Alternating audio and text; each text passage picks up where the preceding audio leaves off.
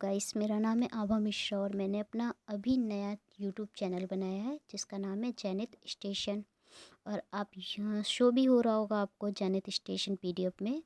और ये इस चैनल के थ्रू मैं आप लोगों के ऑल एग्ज़ाम की प्रिपरेशन करवाऊँगी और आपको सब्जेक्ट वाइज डेली एक वीडियो मिलेगा। फॉर एग्ज़ाम्पल, जैसे आपका अगर हिस्ट्री स्टार्ट कर रहे हैं तो सबसे पहले एशियंट हिस्ट्री कंप्लीट होगा, फिर मिडल एंड मॉडर्न। अगर ज्योग्राफी स्टार्ट किया हुआ है तो ज्योग्राफी, वर्ल्ड ज्योग्राफी यानी इंडियन ज्योग्राफी, फिर पॉलिटी आएगा और फिर आपका इकोनॉमिक्स आएगा। इसी प्रकार से आपकी सीरीज़ चलती जाएगी। तो कृपया इस चैनल को सब्सक्राइब लाइक कीजिए ताकि मैं अच्छा से अच्छा कंटेंट लाऊं और डेली अच्छा से अच्छा वीडियो बनाऊं।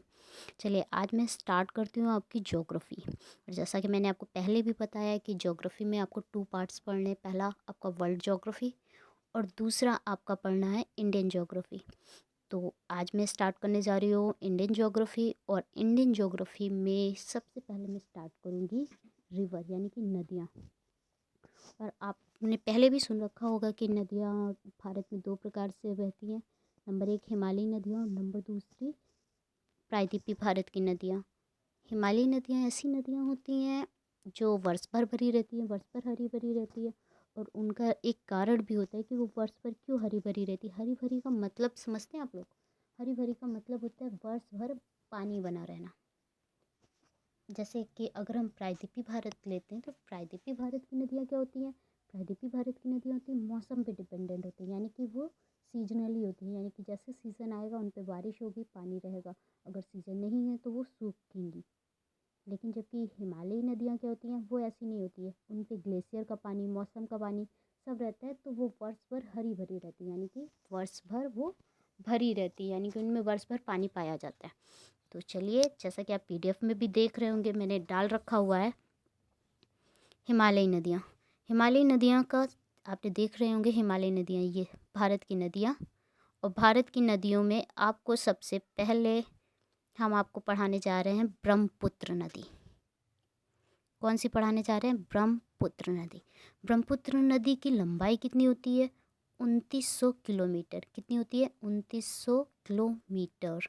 वैसे हिमालय नदियों के बारे में हम आपको बता दें कि 3 होती हैं, ब्रह्मपुत्र, सिंधु और सतलज। सिंधु के बारे में तो आप लोगों ने आए दिन सुना ही रखा होगा, भारत और पाकिस्तान के बीच का सबसे बड़ा। इसको इंडस नाम से भी जाना जाता है। चलिए हम अपने टॉपिक पे आते हैं और ब्रह्मपुत्र नदियों की बात करते हैं। ब्रह्मपुत्र नदी की बात करते हैं। ब्रह्मपुत्र नदी, जैसे कि आपको पीडीएफ में शो रहा, ये मैंने एक रफली डायग्राम बना हुआ है। रफली डायग्राम जैसे कि आप खुद अपने आप से बना सकते हो और जिससे आपको याद करने में कोई दिक्कत ना हो। आपको तो आप अगर मैप में देखोगे तो मैप पे तो शो ही होता रहेगा कि नदी कैसी कहाँ जा रही है, बट अगर आप एक रफली डायग्राम बना लोगे तो इससे आपके माइंड में चीज़ सेट हो जाएगी, वो हमेशा रहेगी। चलिए स्टार्ट करते हैं अपने टॉपिक, ब्रह्मपुत्र नदी। और ब्रह्मपुत्र नदी कहाँ से स्टार्ट होती है, उसका उद्गम स्थल क्या है, इस सब के बारे में आज हम आपको पूरी डिटेल बताते हैं। तो सबसे पहले स्टार्टिंग कि ब्रह्मपुत्र नदी कहाँ से, उसका उद्गम स्थल क्या है, उसका इनिशियल पॉइंट क्या है। तो ये ब्रह्मपुत्र नदी ये है आपका चेमडुंग। और यहाँ से पानी आता है आपका मानसरोवर में, और मानसरोवर से ही आपका ब्रह्मपुत्र नदी का उद्गम स्थल माना जाता है। और फिर ये जाता है आपका तिब्बत। तिब्बत कहाँ है जान, ये लिखा हुआ तिब्बत कहाँ है? चीन। और ब्रह्मपुत्र नदी को चीन में किस नाम से जाना जाता है? क्योंकि ये एक ऐसी नदी है जिसको हर जगह अलग अलग नाम से जाना जाता है। जैसे अगर आप तिब्बत में बोलें या तिब्बत में, तो इसको सांग्यो नाम से जाना जाता है। और फिर ये जाती है, आगे बढ़ती है और आगे बढ़ के ये यांगयाप दर्रा, देख रहे हैं आप, यांगयाप दर्रा से ये जाती है, अपने भारत में प्रवेश करती है। भारत में सबसे पहले कहाँ प्रवेश करती है?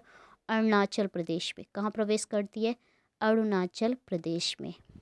अरुणाचल प्रदेश में प्रवेश करती है। अरुणाचल प्रदेश में से किस नाम से जाना जाता है? दिहांग। किस नाम से जाना जाता है? दिहांग के नाम से जाना जाता है। और फिर ये जाती है आगे जाती है और आगे जाती है ये असम। कहाँ जाती है? असम। यहाँ पर वे शो नहीं है, यहाँ पर एक और रिवर आकर मिलती है जिसको बोलते हैं स्वर्णगिरी रिवर। क्या बोलते हैं?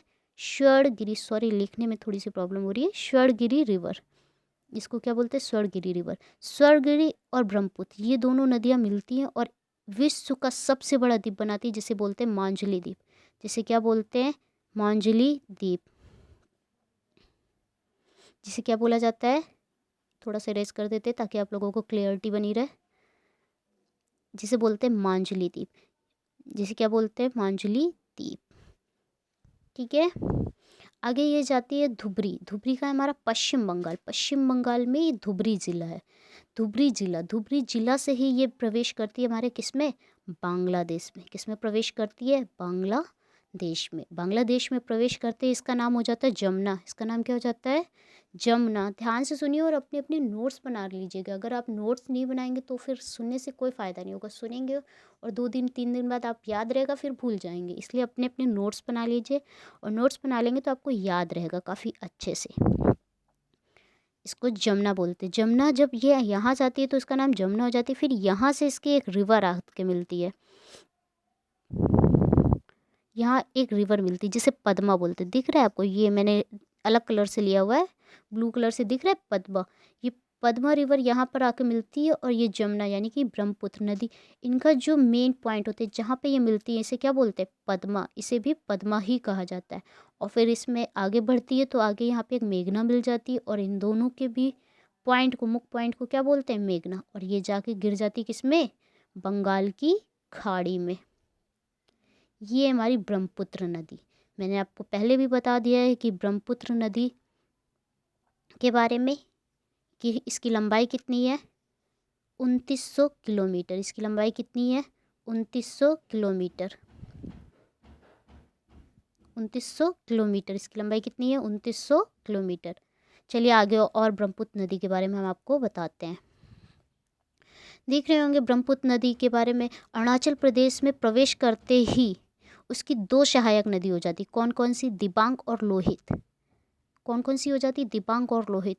इसके बाद ये असम के मैदानी भाग में प्रवेश कर जाती है। ये मैंने आपको भी बताया कि जब असम में प्रवेश करती है तो इसमें स्वर्णगिरी रिवर आके मिल जाती है। और ब्रह्मपुत्र नदी पूर्व की ओर प्रवाह करती, जो एक ऐसा प्रवाहित करती। देख रहे हैं आप, ये फिगर देख रहे हैं, ध्यान से देखिए ज़रा।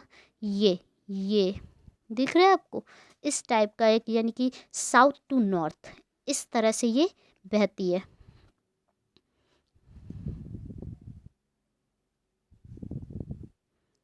देखा आपने ये किस तरह से बह रही है। फिर इसके बाद ये हिमालय के दक्षिण शिलांग पर्वत पश्चिमी ब्रह्मपुत्र नदी गुफित जलमार्ग। गुफित जलमार्ग क्या होता है, मतलब असम में ये गुफित जलमार्ग बनाती है, जिसमें कि आपको अभी बताया कि सबसे बड़ा द्वीप बनाती है को मांजुली नदी द्वीप।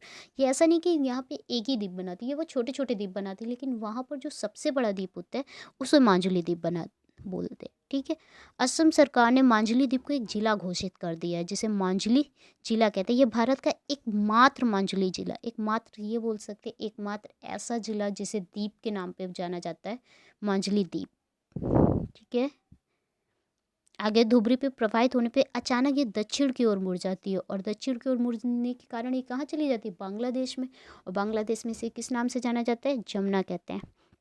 सिक्किम में ये, सिक्किम के आगे चलते हैं, और सिक्किम में ये, सिक्किम के जो जेमू ग्लेशियर से निकलने वाले तिस्ता नदी और बांग्लादेश की जमुना से मिलकर संयुक्त धारा बनाती है। जैसे मैंने आपको पहले भी समझाया था कि क्या होता है, जो हमारा पद्मा रिवर है वो जब जाती है, और ये हमारी जो जमुना यानी कि ब्रह्मपुत्र नदी, इन दोनों को जहाँ मिलते हैं उसको क्या बोलते हैं, पद्मा बोलते हैं। उसी प्रकार से वही चीज़ पीडीएफ में भी लिखा हुआ है कि जो पद्मा रिवर है वो आती कहाँ से, वो सिक्किम के जेमू ग्लेशियर से निकलती है, तिस्ता नदी।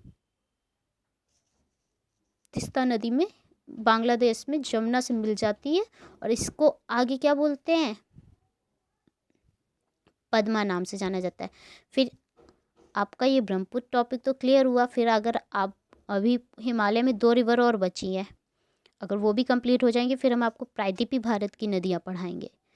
तो अगर आपको वीडियो अच्छा लगा हो तो लाइक, सब्सक्राइब और शेयर कीजिए अपने फ्रेंडों के साथ के, ताकि मैं अच्छे से अच्छा कंटेंट ला सकूँ और आप लोगों को और अच्छे वीडियो मिले। Thank you.